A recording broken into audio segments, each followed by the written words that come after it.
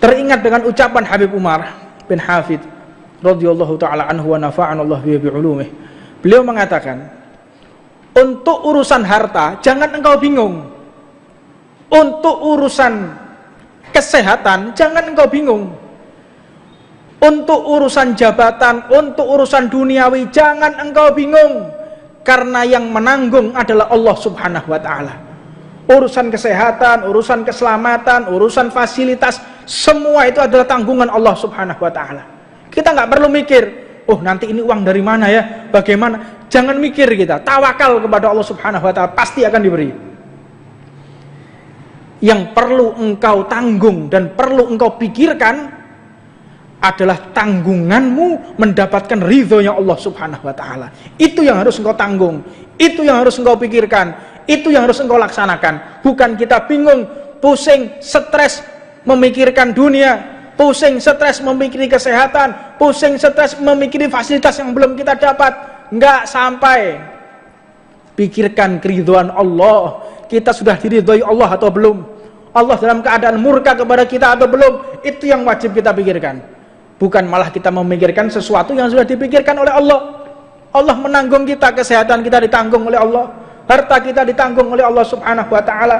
Maka penting ya ikhwan, kita memikirkan Allah sudah ridha atau belum kepada kita. Jadikanlah Nabi Muhammad cinta kepadaku. Jadi bukan ya Allah jadikan engkau cinta kepadaku, tidak. Tapi jadikanlah Nabi Muhammad cinta kepadaku. Sebab apa? Barometer cintanya Allah kepada kita tergantung besarnya cintanya Nabi Muhammad kepada kita. Mustahil kita bisa mencintai Allah atau dicinta oleh Allah sedangkan kita tidak dicintai dan mencintai Nabi Muhammad SAW. Tidak mungkin kita akan mendapatkan ridho Allah kecuali Nabi Muhammad telah meridhoi kita dan telah benar-benar merestui kita menjadi umatnya. Maka itu orang yang benar-benar tahu, paham tentang kedudukan Nabi Muhammad, maka senantiasa dia menginginkan kedekatan khusus dengan Rasulullah SAW. Maka keteladanan yang Rasulullah ajarkan kepada kita yaitu bagaimana kita mentadabburi Al-Quran, merenungi isi Al-Quran, sebagaimana wala tafakkuru fillahi, berfikirlah tentang ciptaan Allah dan jangan sekali-kali engkau berfikir tentang masalah Allah Subhanahu wa taala, masalah ilahiyah, masalah tentang Tuhan, bagaimana Allah, bagaimana tempatnya, bagaimana posisinya, bagaimana kekuasaannya. Enggak akan nyampai kita, tapi pikirkanlah yang diciptakan oleh Allah Subhanahu wa taala. Beberapa hari yang lalu kami sampai ke Sinak. Di Sinak di situ kami berangkat hari Kamis menuju ke Timika. Setelah ke Timika naik pesawat kecil lagi menuju ke Sinak, perjalanan 1 jam naik pesawat kecil. Sinak ini posisinya di atas Puncak Jaya, di atasnya Puncak Jaya, dan tidak ada sumber air minum karena sampingnya Sinak ini adalah Grasberg. Grasberg ini Freeport, tahu tempatnya, Bambilo Ngalor Saidi. Ya itu di atasnya Grasberg, di atas. Di bawah air ini mengandung emas, terkena kontaminasi emas, jadi nggak bisa diminum. Dibuat wudhu juga bahaya, karena orang kalau meminum air bekas emas atau menggunakan emas bisa terkena kanker. Ini orang sana baru ribut, padahal oleh Nabi Muhammad sudah dikabari, uhilla dhahaba wal hariru li'innasi ummati wa dhukira ala dhukuriha wa hurima ala dhukuriha wa hurima ala dhukuriha. Aku halalkan sutra dan emas untuk perempuan umatku, sedangkan untuk laki-laki aku haramkan. Apa sebab? Ya ini kalau profesor keilmuan tentang masalah geodesi, tentang masalah air, Nabi Muhammad sudah tahu dari dulu kalau emas ini bisa mengandung bisa menyebabkan kanker. Tapi kenapa oleh perempuan kok diperbolehkan? Karena perempuan mengalami darah menstruasi, sedangkan laki-laki tidak ada darah menstruasi. Kontaminasi kanker tersebut bisa keluar melalui darah menstruasi. Untuk itu dihalalkan oleh Nabi Muhammad SAW. Sampai di sana kita benar-benar bersyukur dengan apa yang ada di tengah-tengah kita sekarang. Mereka itu makan seadanya, makan yang tumbuh di samping-sampingnya. Mandi, minum itu menggunakan air hujan. Jadi kita di sana minum ya air hujan. Mau masak mie, bawa mie, ya kalau ngerebus ya menggunakan air hujan, tidak ada Pak. Tapi subhanallah, setiap hari Allah menurunkan hujan 3 jam sampai 4 jam. Dan subhanallah, tempat-tempat air di sana semuanya penuh. Dijamin rezekinya oleh Allah Subhanahu wa taala. Teringat dengan ucapan Habib Umar bin Hafid radhiyallahu taala anhu wa nafa'ana Allah bi ulumih. Beliau mengatakan, untuk urusan harta jangan engkau bingung. Untuk urusan kesehatan jangan engkau bingung. Untuk urusan jabatan, untuk urusan duniawi jangan engkau bingung, karena yang menanggung adalah Allah Subhanahu wa taala. Urusan kesehatan, urusan keselamatan, urusan fasilitas, semua itu adalah tanggungan Allah Subhanahu wa taala. Kita nggak perlu mikir, oh nanti ini uang dari mana ya, bagaimana. Jangan mikir kita, tawakal kepada Allah Subhanahu wa taala, pasti akan diberi. Yang perlu engkau tanggung dan perlu engkau pikirkan adalah tanggunganmu mendapatkan ridhonya Allah Subhanahu wa taala. Itu yang harus engkau tanggung, itu yang harus engkau pikirkan, itu yang harus engkau laksanakan. Bukan kita bingung, pusing, stres memikirkan dunia, pusing, stres memikirkan kesehatan, pusing, stres memikirkan fasilitas yang belum kita dapat. Enggak sampai. Pikirkan keridhaan Allah. Kita sudah diridhoi Allah atau belum? Allah dalam keadaan murka kepada kita atau belum? Itu yang wajib kita pikirkan. Bukan malah kita memikirkan sesuatu yang sudah dipikirkan oleh Allah. Allah menanggung kita, kesehatan kita ditanggung oleh Allah, harta kita ditanggung oleh Allah Subhanahu wa taala. Maka penting ya ikhwan, kita memikirkan Allah sudah ridha atau belum kepada kita. Maka kalau kita melihat keadaan yang ada di sana, menambah iman yang luar biasa. Sebagian di sana ada masyarakat muslim, ada masyarakat Kristiani, ada juga mereka yang masih animisme, dinamisme, semuanya hidup rukun. Tidak ada satupun konflik agama di Papua. Makanya kalau ada orang mengatakan Papua itu adalah konflik antara Islam dan Kristen, bohong, tidak benar. Saya sudah ke sana, saya sudah ke Sinak, paling ujungnya Papua sudah nggak ada lagi, paling tinggi. Dan dibuktikan juga oleh Habib Mundir bin Fuad al-Musawa radhiyallahu taala anhu al-maghfur lah. Beliau telah sampai Wamena. Di situ beliau mengajarkan ilmu-ilmu fikih, hadis, Quran, mengajarkan maulid dan lain sebagainya. Kami di Wamena agak naik lagi, naik sekitar 700 sampai 1000 meter dari permukaan air laut. Jadi terpaling tinggi 3500 meter dari permukaan air laut. Salju sudah tampak di atas sendiri. Nah, mereka semua di sana baik-baik aja. Ada suara adzan, meskipun ada di tempat-tempat tertentu ada yang tidak baik, memang ada. Tetapi perlu kita ketahui keadaan Papua sangat-sangat kondusif antar umat beragama. Kristen dengan Islamnya tidak pernah ada masalah apapun. Bermasalah di sana itu adalah antar mereka sendiri, tidak ada kaitannya dengan agama sama sekali. Dan kepentingan-kepentingan yang menyudutkan agama ada, itu adalah korban politik. Korban politik yang mereka mengatasnamakan agama. Berikutnya TNI Polri di sana pun bersatu. Ada satu fitnah, katanya TNI sama Polri tidak akur di sana. Itu fitnah.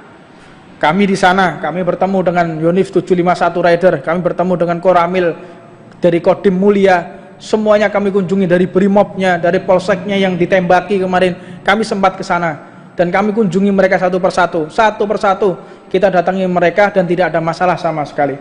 Jadi penting saya sampaikan, untuk menepis fitnah-fitnah yang ada di media sosial, ini harus kita sampaikan agar kita bisa menjelaskan di media sosial, bisa kita jelaskan ketika ada orang yang berkata tidak benar, dan benar-benar bisa meluruskan. Sebab Kafa bi mar'i kadziban an yuhadditsa bi kulli masami'.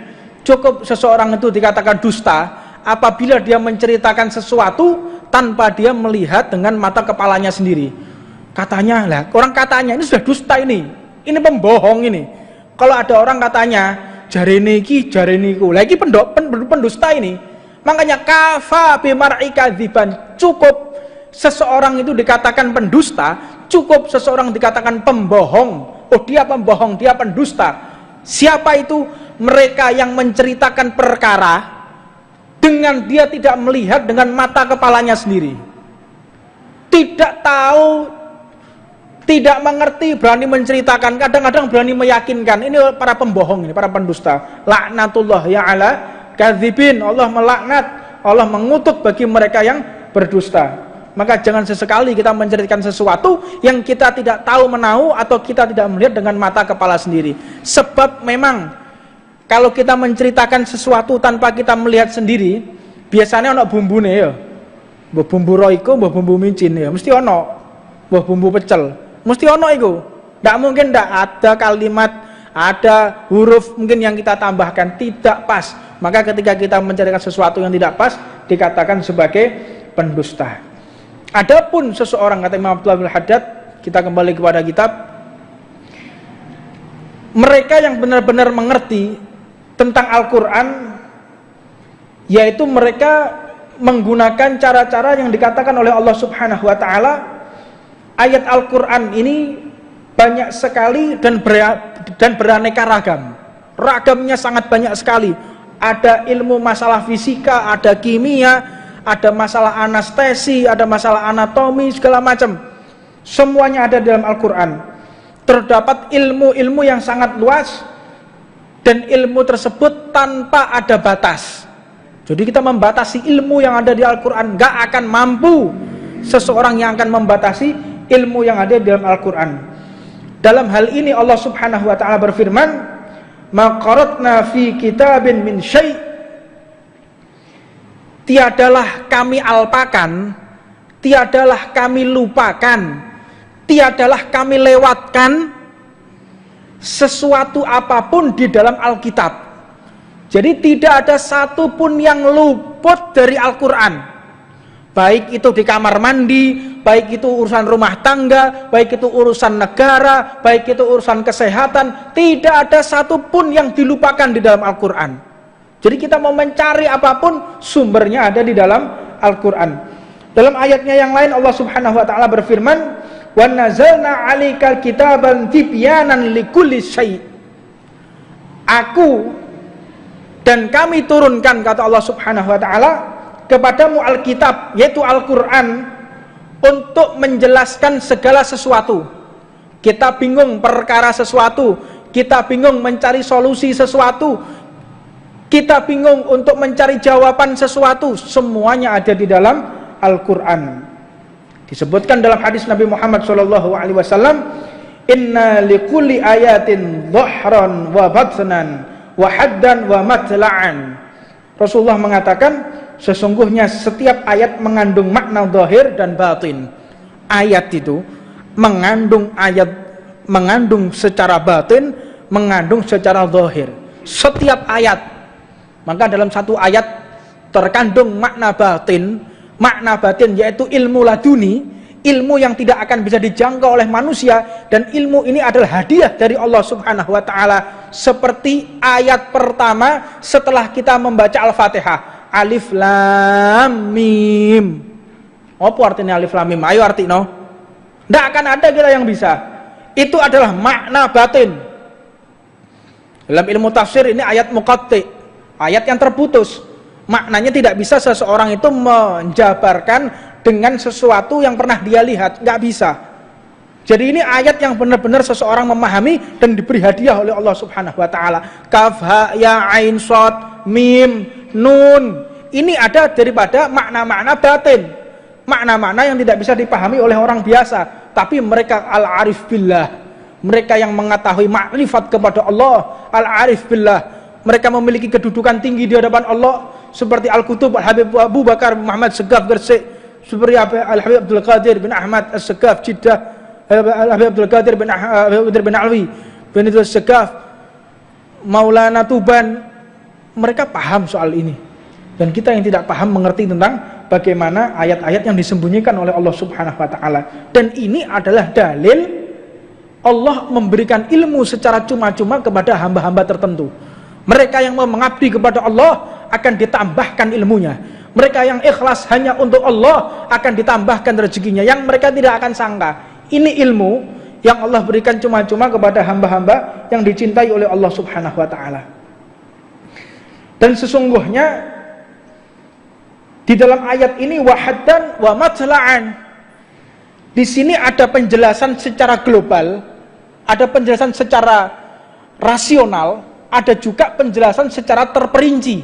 Ini yang ada di dalam Al-Qur'an.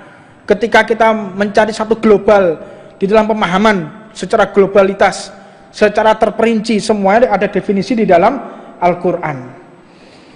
Makanya untuk kita memahami secara maknawi dan kita akan diberi pengetahuan secara mendalam oleh Allah, pelajarilah isi yang ada di dalam Al-Quran. Jangan cuma kita baca, kita harus mentadabburi, kita harus benar-benar untuk memahami. Jika kita kesulitan, ada cara berikutnya, yaitu dengan cara gunakanlah membaca Al-Quran dengan cara tartil yang baik. Bagaimana idgham bi gunnahnya, bagaimana idgham bila gunnahnya, bagaimana tasdidnya, bagaimana mendengungnya, bagaimana tempat berhentinya. Oh ini tempat berhenti, oh ini tidak boleh berhenti, oh ini boleh dilanjutkan, ini hendaknya berhenti di sini. Itu seseorang akan mempelajari tentang bagaimana membaca Al-Quran secara tartil. Maka dikatakan waratil Quran tartila, dan bacalah Al-Quran itu dengan perlahan-lahan. Ojo gedandap-dandap. Bismillahirrahmanirrahim. Ini tidak akan kau mendapatkan sir dari Al-Quran. Yasin wa Qur'anil Hakim innaka laminal mursalin. Hendaknya seperti itu, memahami. Kalau kita nggak bisa memahami, kita nggak tahu artinya, bacalah dengan tartil. Bacalah benar-benar dengan gerakan, dengan berpikir apa ini. Dengarkan dengan khusyuk, sehingga engkau akan mendapatkan ilmu secara cuma-cuma dari Allah Subhanahu wa taala. Makanya Ummu Salamah radhiyallahu taala anhu dan para sahabat yang lainnya meriwayatkan Nabi Muhammad itu orang yang paling tartil bacaan Qur'annya. Apa yang dimaksud? Yaitu mereka mensifatkan Rasulullah ketika membaca Al-Qur'an itu huruf per huruf, tasdidnya, bagaimana panjang pendeknya, bagaimana idgham, itu benar-benar terdengar, benar-benar diketahui, dan benar-benar bisa ditirukan oleh orang. Jadi orang yang pas membaca Al-Quran itu ketika mudah didengarkan dan mudah ditirukan. Itu sudah disifati oleh Ummu Salamah dan para sahabat yang lain. Sehingga ketika mereka mendengar suara Rasulullah membaca Al-Quran, langsung sebagian mereka hafal. Langsung hafal. Karena memang ini mukjizat suara Nabi Muhammad SAW. Dan di dalam hal ini Nabi Muhammad SAW mengatakan, yuqalu liqari'il Qur'an iqra warqa waratil kama kunta tartilu fid dunya wa inna manzilataka inda akhiri ayatin taqra'uha. Dikatakan kepada pembaca Al-Quran, bacalah Al-Quran dengan baik sebagaimana engkau membaca dengan baik semasa di dunia. Sesungguhnya kedudukanmu itu ditentukan, ini maknanya, sesungguhnya kedudukanmu itu ditentukan pada ayat terakhir yang engkau baca. Kedudukanmu ini akan kembali kepada Allah Subhanahu wa taala tatkala engkau terakhir membaca di mana. Apa maksudnya? Seorang ulama mengatakan jumlah tingkatan di surga itu sesuai jumlah ayat-ayat Al-Quran. Tingkatan surga itu sesuai dengan jumlah ayat-ayat yang ada di Al-Quran. Jadi jika orang yang membaca Al-Quran secara keseluruhan, maka kelak kedudukannya dia berada di tingkatan tertinggi ketika berada di tingkatan tertinggi ketika dia nanti di surga. Jadi ketika engkau berhenti membaca Al-Quran, jadi sampai situ engkau. Tapi ketika engkau membaca Al-Quran terus engkau secara istiqomah, sehari engkau baca, besoknya engkau baca, bukan sehari kita baca, besok tidak, hari ini kita baca, besok tidak, besoknya kita baca, besoknya lagi tidak seperti itu. Bagi kedudukanmu akan terhambat ketika nanti di surga. Maka dikatakan juga oleh Imam Abdullah bin Al-Haddad, jumlah di dalam Al-Quran itu lebih dari 6.000 ayat. Dalam riwayat yang lain dikatakan bahwasanya jumlah ayat-ayat dalam Al-Quran lebih dari 6.000 ayat. Berarti jumlah di surga, tingkatan surga itu juga 6.000 tingkatan lebih. Ini dijelaskan oleh para ulama kita. Maka dari itu, ketika kita membaca Al-Quran disunahkan pula untuk membaca dengan hati yang khusyuk dan haru, benar-benar terenyuh, terharu ketika membaca Al-Quran. Juga mencari perhatian orang lain itu penting. Ketika kita membaca, kita harus mencari perhatian orang lain. Dalam artian begini, buatlah orang itu tertarik ketika engkau membaca Al-Quran. Jadi lek suaramu gak enak, ojo moco banter-banter. Wis suarane gak enak, tasdite ngawur, panjang pendek ngawur, mocone gak enak digetno ae. Akhirnya menyebabkan orang tidak hormat kepada Al-Quran. Wis pak, coba terbanter pak, kuping kula lara ya. Lah ini menyebabkan orang merendahkan Al-Quran. Maka jangan sampai kita membaca Al-Quran justru membuat Al-Quran tidak dihormati. Makanya dalam majelis itu kita sering tidak sependapat. Kalau ada panitia yang undang, yang di majelis kita diundang oleh panitia, terus minta dibacakan Al-Quran, kita sering menolak. Apa sebabnya kita sering menolak? Khawatir kalau kita membaca Al-Quran di tengah-tengah majelis, mustamiknya hadirin ini lo gak ngerungokno, ngomong dewe, malah dosa akhirnya. Mereka senang mendengarkan rebana, mungkin mereka masih belum menjangkau imannya tentang masalah ketinggian Al-Quran ketika membaca Al-Quran. Kadang-kadang yang kiroahnya membaca terlalu panjang, ayo wes dikonokno, bayangno coba, ini maca Quran lagi. Ini praktek yang kita alami, pengalaman, kok suwe tenan toh maca Quran ini. Nah, makanya tidak pas. Sesuaikan kalau kita ingin pamer atau berdakwah dengan suara kita agar mereka tertarik membaca Al-Quran, ya dengan kemampuan yang khusus dan dengan momen yang khusus pula. Jangan sampai seseorang dengan kita membaca Al-Quran justru tidak menurunkan rahmat, menurunkan balak dari Allah Subhanahu wa ta'ala.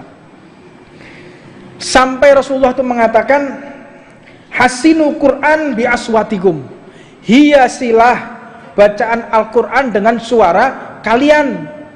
Man lam yataghanna bil Quran falaysa minnah. Barang siapa yang tidak memperindah bacaan Al-Quran dengan suaranya, maka ia bukan dari golongan kami, kata Rasulullah. Kalau dia tidak melancarkan lisannya, kalau dia tidak menggunakan suara indahnya untuk membaca Al-Quran, dia bukan dari golonganku, berarti dia bukan dari umatku, kata Rasulullah. Na'udzubillah min dzalik.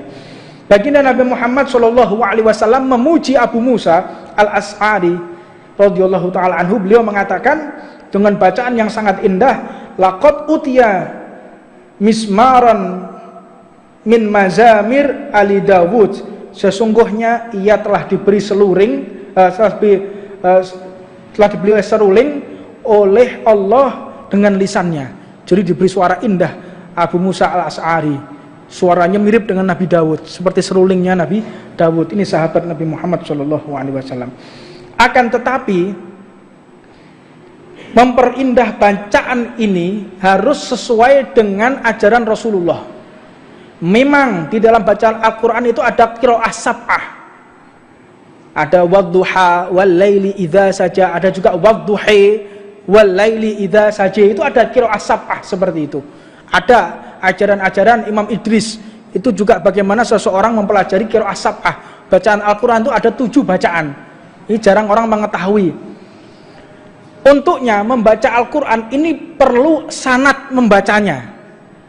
Jangan seseorang membaca Al-Quran terus diindah-indahkan sampai keluar dari jalur. Makanya kemarin itu ada bacaan Al-Quran menggunakan langgam Jawa. Ya, 17 Agustus tahun yang lalu di Istana Presiden menggunakan Al-Quran dengan langgam Jawa. Ya bismillahirrahmanirrahim. Tidak karu-karuan. Ya, tidak pada tempatnya. Tidak boleh seperti itu. Semua itu ada pada tempatnya. Orang di atas ring tinju dengan di atas mimbar dakwah berbeda. Ojo dipadakno. Ya, di atas mimbar dakwah dengan di atas ring tinju beda. Misalnya saya di atas mimbar dakwah. Di atas mimbar dakwah tak podokno ambek ring tinju. Saudara-saudara. Ya apa kira-kira lek ngono? Yang terhormat para bapak kiai, mari kita lihat. Nah, ya apa lek ngono? Kayak promotor tinju ngono. Ambek surbanku tak unter-unterno ngene. Ayo kita lihat, ayo bapak kiai. Nah, kira-kira piye ngono? Apa gak buyar majelisnya? Iya buyar. Nggak bisa sesuai pada tempatnya. Begitu juga kalau di ring tinju. Al-Muhtaram yang saya hormati Bapak Mike Tyson, ya apa kira-kira ngono? Ya diantemi wong nang ring tinju semangat ya.